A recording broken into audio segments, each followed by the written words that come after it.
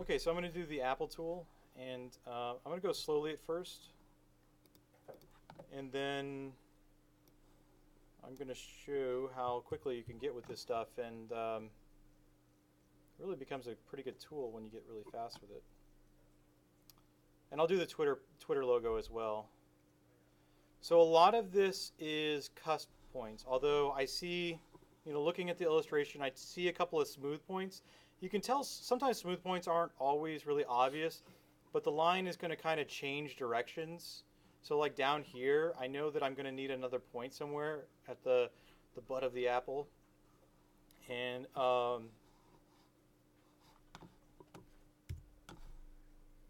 but the leaf itself, that's going to be one path, and then the apple itself is going to be another path. So I know I need two cusp points here. I could do it maybe in 4 points, so I could do two cusp points and then two smooth points. But I can probably do this in two cusp points.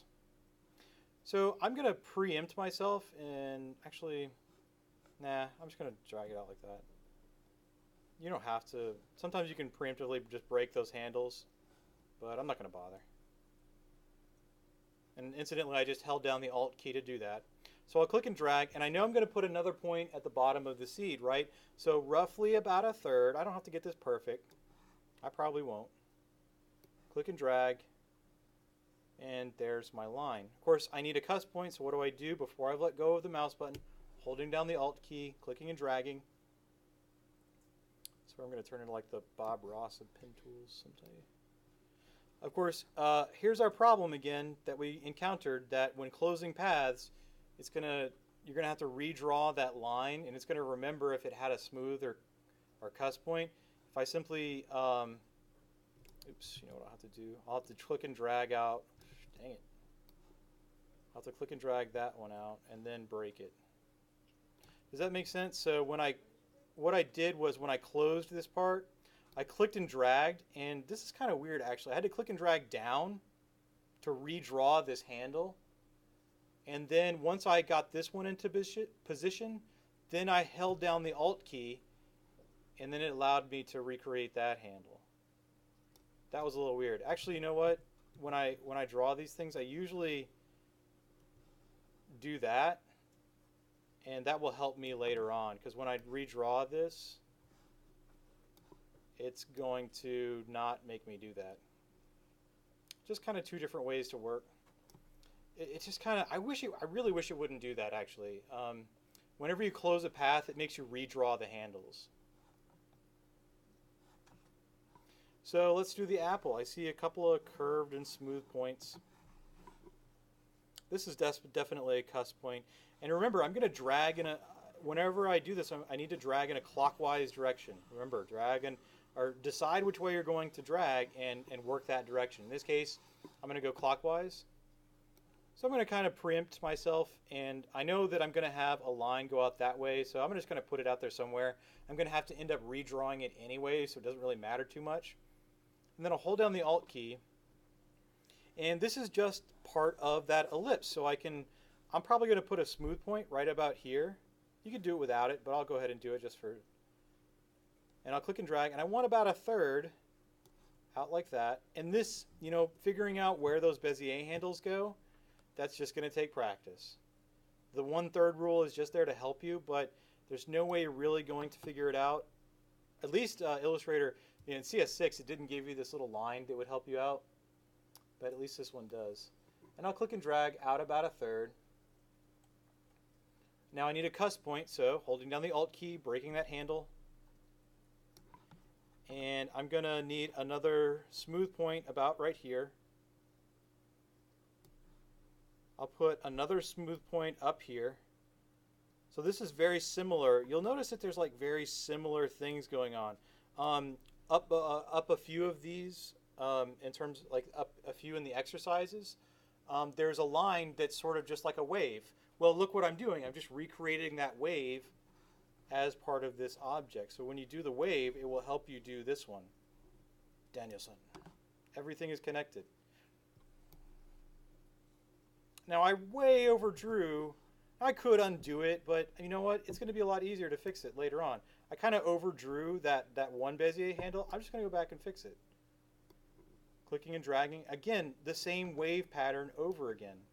Clicking and dragging. And then, of course, when I close my path, I'm going to have to click and re-drag out that line. Now, I kind of messed up a little bit. And incidentally, remember that Command Y. Command Y to kind of turn that off. I'm sticking in preview mode just because I think it's going to help me out. And I'm going to, my command key, look what it's doing. It's bringing up the black arrow tool. I want the white arrow tool. So I'll press the white arrow tool, and then I'll go back to the pen tool just to kind of force it to be the last used. And then I'm going to use the white arrow tool to drag this down and get things just right. You guys, don't worry about getting the line like perfect. I don't care if your Apple icons look really wonky. If they've got some weird edges, just practice and play. These lab assignments, I don't grade hard on them. I just want to see you guys do it. It's just kind of like a little check to make sure you guys do it. So don't stress out about these lab assignments. Now let's do. Let me see. I think there might have been another one I wanted to do.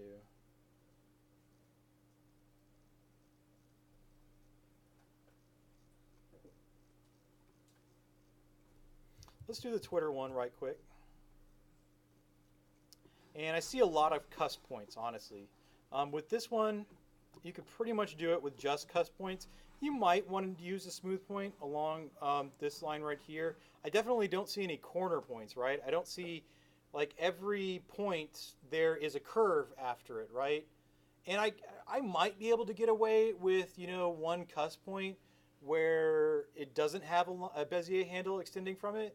And then, try to do it. Well, let me show you what I mean exactly. So let me draw, let's see, this way. So drawing out that way. I don't know, let's do this. And if I click right here, notice that I don't have, actually, well, there's a tiny bit of a curve there. Notice that I could probably, let me edit my point. Well, let me do something I told you guys not to. I might be able to get away like that. But in general, so you notice, do you guys see what I mean? I'm being really crystal clear here. Do you see how that I've only got one handle creating this curve, right? There's only one handle that's creating, not this curve right here. Let me turn that one off. No, don't turn that off. Let me just select this line. Come on, yo. Notice that there's only one handle creating this little curve right here. You can do it. It's possible. It will be so much easier to just use the 1/3 rule most of the time, 99% of the time, right? There's always going to be that one instance where it might be easier. So when you're drawing these things, let me undo this. Let me start over. Pen tool.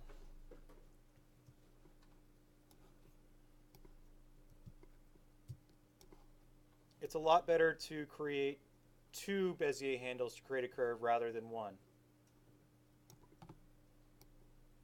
And if for any reason you have a handle and you don't want one, here's actually an interesting case. And Alonso pointed out this to me, so thank you, Alonso. I almost forgot about it. In this instance, I kind of want this line, or at least this side of the anchor point, to be a corner point and not a cusp point, which, I don't know, it's kind of like a merge between the two. You can always just click the center anchor point, and you see what it did is it deleted that handle. So I know there actually I think is a tiny bit of a curve there. So you can kind of go either way with this, depending on how you want to do it. So what I've done is I created kind of a corner on this side of the point. And then if for any reason there's a point here, but I just want a single handle out from it, I can always just click and drag out a new handle from the anchor point itself. So notice that by clicking the center of the point, and I can always delete it by just clicking and dragging. So either of those kinds of things is how you sort of create these other kind of points. Of course, you can always hit the space bar and move that thing around. Oh, that's weird. I created another Bezier handle. That's weird. Anyway, so if I click and drag out a new handle, holding down the Alt key, I had the wrong modifier. Alt key, clicking and dragging, holding the Alt key, clicking and dragging, holding down the Alt key. Of course, I want the belly. Don't zoom in too far. You want to be at a comfortable zoom level. If you zoom in too far, you're going to create way too many anchor points. I'll create a smooth point. It'll just kind of help me along here. Smooth points are kind of the helper points. Actually, you know what? I could even do another smooth point just to kind of help me along. Clicking and dragging, holding down the Alt key to break that handle. And again, I want that curve to kind of go below, right? So it's going to kind of act like a magnet. It's going to drag that line down. So I want to drag this Bezier handle down somewhere about a third. Doesn't have to be perfect. Clicking and dragging. Okay, so we're kind of going the other way with this line. Somewhere about a third. And you want to be thinking, where am I going to put that next anchor point? Of course, you're going to have to know that in order to do a third. Of course, this is almost a straight line, so I could click the anchor point and then just click a new point. Of course, if I click and drag with this point, it's going to create handles on both sides. It's going to create that smooth point. So if I click and then click the center anchor point, I now have that handle that I need, like that. Click and drag, and then the same exact thing, right? I've got to anchor, actually, let me do this. Holding down the Alt key to break that handle. I've got another thing where I want kind of a straight line. I don't want that curve. So I'll click the center anchor point. Actually, it does have a tiny bit of a curve, but for display purposes, I want to show you how to do that. And then I'm going to click this point, and then clicking and dragging out from that anchor point that I just created gives me a Bezier handle. Clicking and dragging, holding down the Alt key, roughly about a third. And then what's going to happen that I hate this, it does it. What's going to happen? It's going to make me redraw that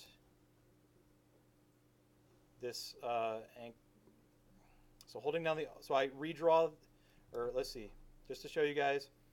So I click and drag, and it by default, I think it was a smooth point when I first created it. I need to position that, that Bezier handle, and then I'm going to hold down the Alt key and break that, and then drag it down. All right. Anybody got a stopwatch? How fast can I do it?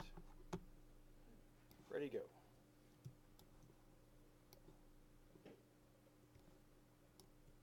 Holding down the Alt key, holding down the Alt key. So, I mean, you can see, you can get really fast with this stuff, where this kind of illustration really doesn't take you very long.